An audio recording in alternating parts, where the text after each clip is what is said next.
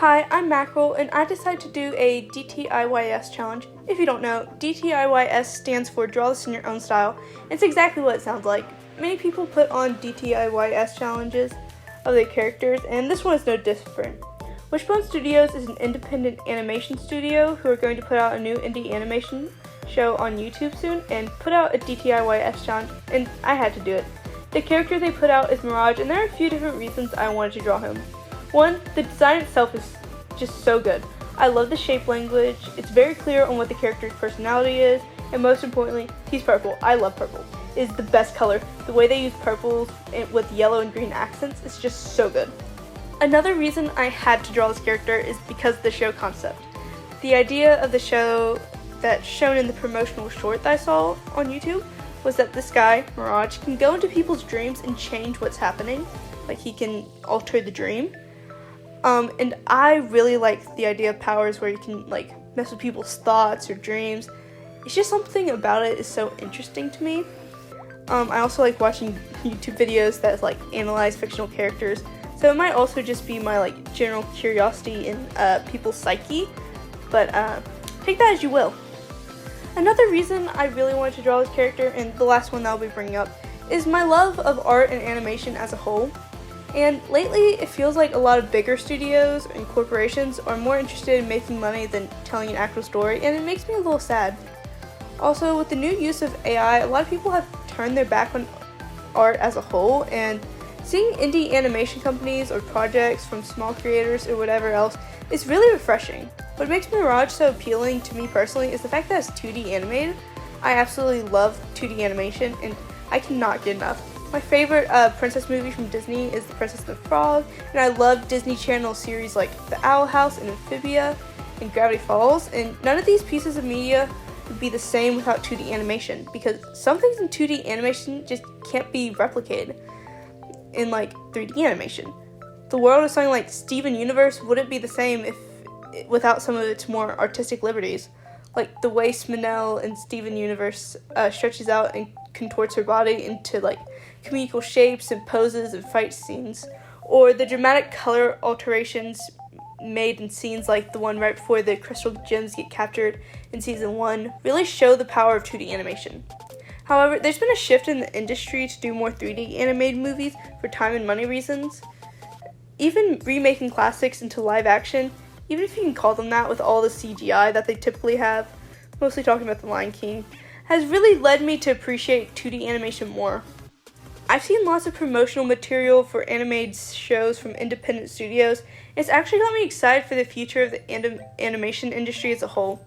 The 3 factors that I've talked about are what made me want to engage with Wishbone Studios' DTIYS and draw Mirage. Shifting focus to the actual drawing I'm doing, I really wanted to give Mirage a fun pose because poses are so fun to draw.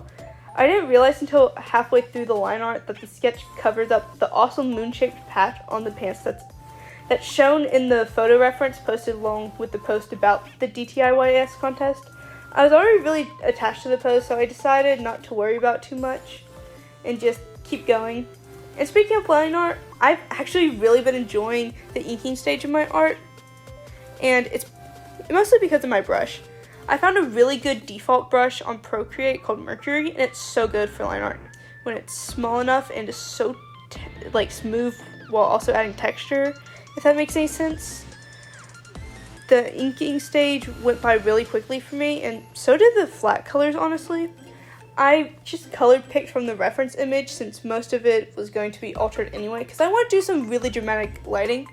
Because I saw a video lately of someone drawing a character where they made the background a really bright color, which is why Sorry, I accidentally hit the record button, so continuing the recording. The reason that's why I have this awful purple in the background right now.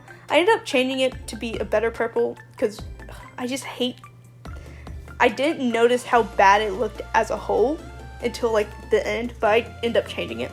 But essentially, the person I saw drawing, they made the background really light and the character really dark, so that like you'd still have that contrast and you would still like it would still draw your eyes to the character without it sorry, my throat's really hoarse, so here's that. but it was just something that I never considered trying, and a lot of what I did in this piece was trial and error. Oh, you'll see me adding a white dot in the center of the staff. That's just me pointing out where the light source is, just to like, you know, visualize it, because I really wanted to do some dramatic lighting, and I was like, it can be coming from around where the staff is. I don't think the staff actually glows, but it's something I was like, why not?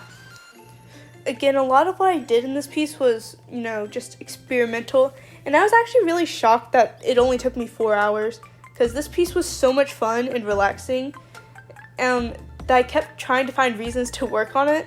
Like, the last 30 minutes or so was just me, like, screwing around with the texture and the lighting, and I don't think I actually ended up using any of it. I think all that really came out of it was I lowered the opacity of the shadow layer just a little bit, and like adding a faint glow around the staff that Mirage is holding, but after that I was pretty much done.